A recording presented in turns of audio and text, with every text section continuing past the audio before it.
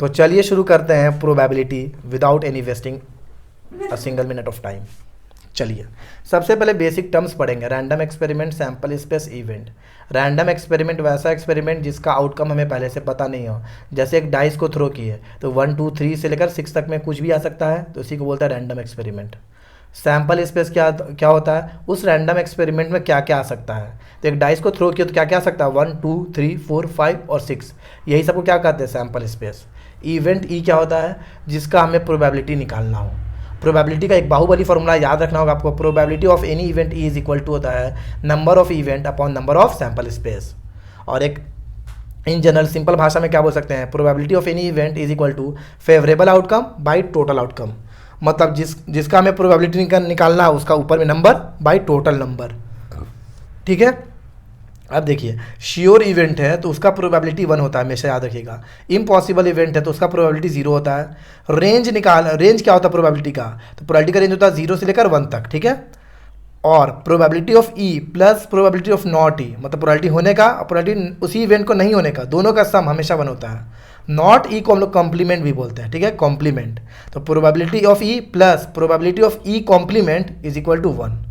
ठीक है, अब एक वर्ड पे फोकस कीजिए, यहाँ बच्चे कंफ्यूज करते हैं। एटलीस्ट, एटलीस्ट मतलब होता है कम से कम, ये तो होता ही है। आगे भी समझिए, कम से कम एंड ज़्यादा वाला भी चलेगा, ज़्यादा वाला भी कंसीडर में हम लोग लेंगे। ठीक है, एट मोस्ट मतलब क्या होता है, ज़्यादा से ज़्यादा, एंड उससे कम वाला भी चलेगा, एंड नहीं वाला भी चलेगा, अगर 0 भी है तब भी चलेगा। याद रखिए दोनों का मीनिंग। ठीक है, एटलीस्ट एट मोस्ट का। अब हम लोग कुछ इंपॉर्टेंट सैंपल स्पेस देखने वाले हैं जल्दी से एकदम। एक कॉइन देख लेते हैं। एक कॉइन को उड़ाइएगा तो क्या क्या आ सकता है, हेड कॉमा टेल। तो नंबर ऑफ सैंपल स्पेस कितना हो गया, 2। ठीक है, अगर 2 कॉइन को साइमल्टेनियसली उड़ाइएगा तो head head, head comma tail, tail tail और tail head. Number of sample space क्या जाएगा, 2 की पावर 2 मतलब 4। सबसे इंपॉर्टेंट 3 कॉइन्स को उड़ाने के लिए साइमल्टेनियसली, तो देखिए कैसे बनाएंगे। सबसे पहले 3 बार एच लिख दीजिए, एच एच एच, और नीचे भी लिख दीजिए टी टी टी। अब देखिए ये समझ लीजिए एच एच एच का घर है और टी घूमने आ रहा है। तो टी आया तो पहले फर्स्ट रूम में गया एच के, फिर टी को हम लोग कहाँ ले गए, सेकंड रूम में, और टी को हम लोग थर्ड रूम में ले गए और पीछे से वो रफा दफा कर दिए। तो ये हमारा क्या हो गया, हेड का सैंपल स्पेस।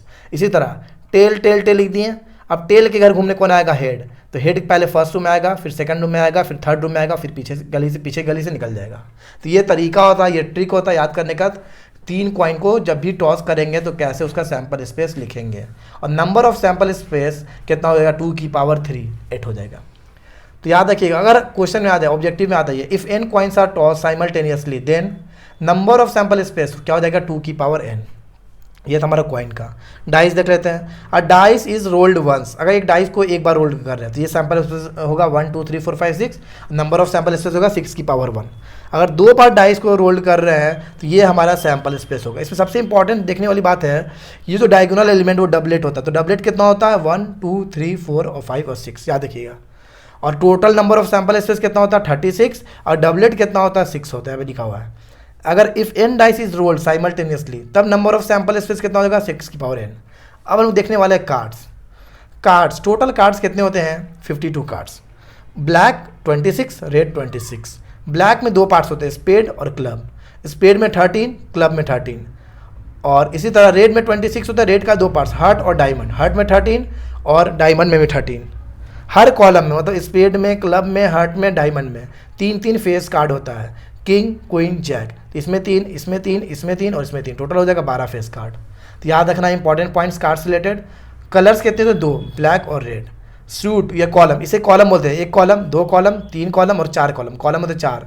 फेस कार्ड्स कितने होते, 12। किंग क्वीन जैक को क्या हम लोग बोलते हैं, फेस कार्ड। ठीक है, अब हम लोग 12th की प्रोबेबिलिटी स्टार्ट कर रहे हैं। और सबसे पहले हम लोग बात करेंगे कंडीशनल प्रोबेबिलिटी का। कंडीशनल प्रोबेबिलिटी क्या होता है, probability of A by B.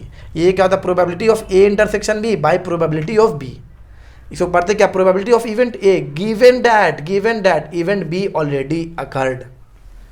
जब भी गिवन दैट के बाद जो भी वर्ड होता है वो नीचे में आएगा। ये ट्रिक होता है याद करने का। ए बाई बी में बच्चे कंफ्यूज होते हैं, बी किसको लेना है। तो जो भी नीचे आएगा, जो भी गिवन दैट के बाद लिखा रहेगा उसे हम लोग नीचे लेंगे। तो probability of A by B क्या हो जाएगा, probability of A intersection B by probability of B. और इसमें हमें सैंपल स्पेस किसका बनाने का ज़रूरत है, ए का भी बना सकते हैं, बी का, दोनों का बनाइएगा, लेकिन आपको प्रॉब्लम आ रही है तो हमेशा बी का सैंपल स्पेस बनाइए, क्योंकि वो बी के साथ क्या लेना, इंटरसेक्शन, इंटरसेक्शन मतलब कॉमन, तो अपने आप निकल जाएगा। तो हमेशा अगर आपको दिक्कत हो रही है तो बी का तो सैंपल स्पेस बनाइए, अपने आप क्वेश्चन सॉल्व हो जाएगा। ठीक है, ये था हमारा कंडीशनल प्रोबेबिलिटी का फॉर्मूला। यहाँ पे डायरेक्टली गिवन डेटा दिया रहता, पुट करिए बना जाएगा। आइए सबसे इंपॉर्टेंट आता कभी कदर क्वेश्चन में कि दो इवेंट्स को इंडिपेंडेंट कब कहते हैं। तो इंडिपेंडेंट इवेंट्स का कंडीशन होता है probability of A intersection B is equal to probability of A into probability of B. अब आइए probability of A union B क्या होता है, probability of A union B. Probability of A union B का formula याद रखिएगा, probability of A plus probability of B minus probability of A intersection B. अब the most important one, with replacement और without replacement. अब जब भी ए को झोला दिया रहा है, कितना दिया रहेगा, एक झोला दिया रहा है या एक बैग, और एक झोला एक बैग का क्वेश्चन रहता तो इसी पे रहता, विथ रिप्लेसमेंट और विदाउट रिप्लेसमेंट पे। तो रूल याद है कि पिक वन बाय वन, एक ही बार में दो मत निकाल लीजिएगा, एक एक करके निकालना है। अगर बोलेगा प्रोबेबिलिटी बोथ ब्लू बॉल, एक बैग है उसमें 2 येलो बॉल है, 4 ग्रीन बॉल है, 5 ब्लू बॉल है, और बोलेगा प्रोबेबिलिटी निकालिए दोनों ब्लू बॉल होना चाहिए विदाउट रिप्लेसमेंट, तो पहला निकालेंगे तो ब्लू बॉल कितना 5/11। अब विदाउट रिप्लेसमेंट अब निकालिए, अपने जेब में रख लीजिए। तो अब कितना बचा है ब्लू बॉल 4/10 हो जाएगा, टोटल भी तो कम हो जाएगा 4/10, याद देखिएगा। बीच में क्या आएगा, इनटू आएगा। अच्छा यहाँ पे देखिए दूसरा question number 2, probability both blue ball निकालना विथ रिप्लेसमेंट, तो यहाँ पे 5/11 हो जाएगा, इनटू 5/11 हो जाएगा। मतलब पहला ब्लू बॉल निकाले 5/11 प्रोबेबिलिटी है, फिर जैसे ब्लू बॉल देख लिए वो ब्लू बॉल आ गया तो फिर उसके अंदर उसके अंदर डाल दिए, उस झोला के अंदर ब्लू बॉल डाल दिए, फिर ब्लू बॉल निकालने का प्रोबेबिलिटी कितना हो जाएगा 5/11। एक और क्वेश्चन ले लेते इसी में समझने के लिए। लिखा हुआ probability of 1 yellow ball and 1 blue ball. एक येलो बॉल की कितना हो जाएगा 2/11 विदाउट रिप्लेसमेंट है, अब निकाल के रख लिए येलो बॉल को। अब निकालना 1 ब्लू बॉल का, तो 5/10 हो जाएगा, एक कम हो जाएगा। अब probability of 1 yellow ball 1 blue ball ही चाहिए बट विथ रिप्लेसमेंट, तो एक येलो बॉल की निकालने की प्रोबेबिलिटी 2/11, एक ब्लू बॉल की प्रोबेबिलिटी निकालने की क्या है 5/11। तो ये सिंपल सा लॉजिक होता है विथ रिप्लेसमेंट और विदाउट रिप्लेसमेंट के क्वेश्चंस को सॉल्व करने का। अब the most important one, Bayes theorem. Bayes theorem को समझने से पहले हम लोग टीपीटी पढ़ेंगे, टोटल प्रोबेबिलिटी थ्योरम। कैसे पहचानेंगे, जब भी 2 झोला दिया रहेगा, 2 बैग, ठीक है। तब देखिए बैग 1 में 4 ब्लू बॉल है, 6 ग्रीन बॉल है, बैग 2 में 5 ब्लू बॉल है, 5 ग्रीन बॉल है। लिखा हो क्या, find probability of green ball. तो ग्रीन बॉल का प्रोबेबिलिटी निकालिए, तो ग्रीन बॉल बैग 1 से भी आएगा और ग्रीन बॉल बैग 2 से भी आएगा, तो इसीलिए ग्रीन बॉल जहाँ जहाँ से आ सकते वो सब का प्रोबेबिलिटी निकालिए। तो वो सब इसलिए बोलते टोटल, इसलिए क्या था वो टोटल प्रोबेबिलिटी थ्योरम। तो इसका एकदम रूल है, स्टेप से याद रख लीजिए। स्टेप फर्स्ट में लोग बैग को सिलेक्ट करेंगे, select the bag and find its probability. Step second में जो भी मतलब बैग 1 बैग 2 में से कोई एक को सिलेक्ट कीजिए, उसका प्रोबेबिलिटी निकाल दीजिए। स्टेप सेकंड में जो भी बैग सिलेक्ट करो उसमें ग्रीन बॉल की प्रोबेबिलिटी निकालो, ठीक है। स्टेप थर्ड में multiply both the probabilities in step first and step second.